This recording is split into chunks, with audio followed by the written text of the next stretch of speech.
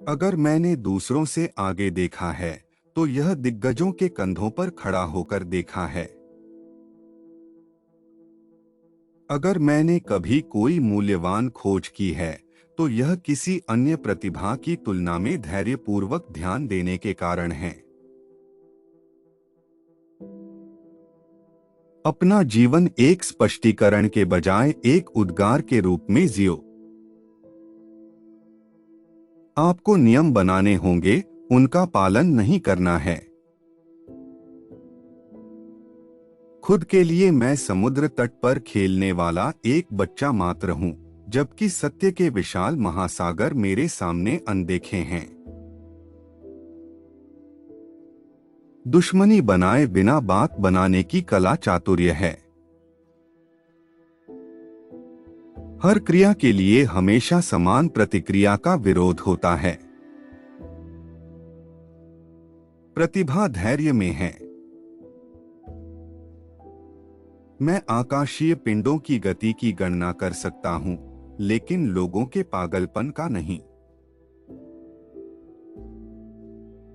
सत्य हमेशा सरलता में पाया जाता है, न कि चीजों की बहुलता और भ्रम में।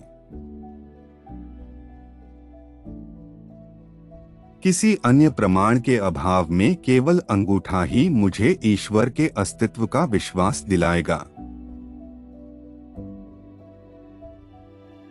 यदि मैंने जनता की कोई सेवा की है तो वह मेरे धैर्यवान विचार के कारण है।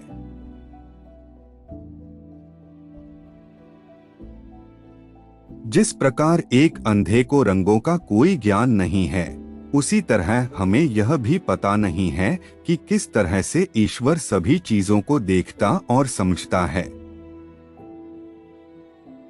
त्रुटियां कला में नहीं, कृतियों में होती हैं।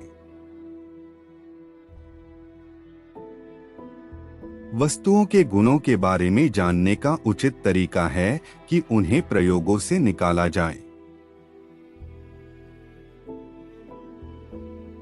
मैंने गुरुत्वाकर्षण के बल से आकाश और हमारे समुद्र की घटनाओं की व्याख्या की है, लेकिन मैंने अभी तक गुरुत्वाकर्षण का कारण नहीं बताया है। यह वजन है, न कि प्रयोगों की संख्या जिन पर विचार किया जाना है। मेरे लिए सांसारिक सम्मान या विशिष्टता का उच्च स्रोत विज्ञान में प्रगति है। क्या प्रकाश की किरणें चमकदार पदार्थों से निकलने वाले बहुत छोटे पिंड नहीं हैं?